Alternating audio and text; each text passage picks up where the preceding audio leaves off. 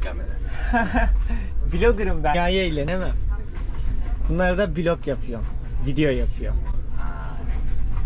Siz Kazak mısınız, Özbek misiniz? Kazak. Kazaksınız. Adınız kim?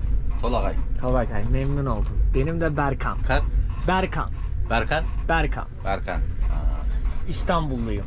İstanbul? Evet. Natsiz kak? Dünyayı eğlenemem. Kazakistan'a eğleniyorum şimdi. Türkistan'a varacağım. Türkistan'a? Türkistan'a. Türkistan gor новый. Yaşlı mı Türkistan? Сейчас да, хорошо. Kazakça düşünebilirim. Burası Hoca Ahmet Yesevi için Emir Timur tarafından yaptırılmış. İnanılmaz görkemli duruyor. İçeriye bir girelim.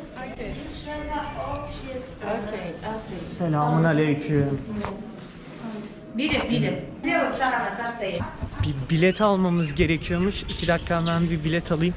500 tenge. Bu konuya çok girmek istemiyorum aslında ama mesela Kazakistan'da genç kesimden Kazakça bilmeyen çok fazla genç var. Ya tabii ki insan birkaç farklı dil konuşabilmeli ama ana dilini de konuşmalı. Kesinlikle yanlış anlaşılmasın.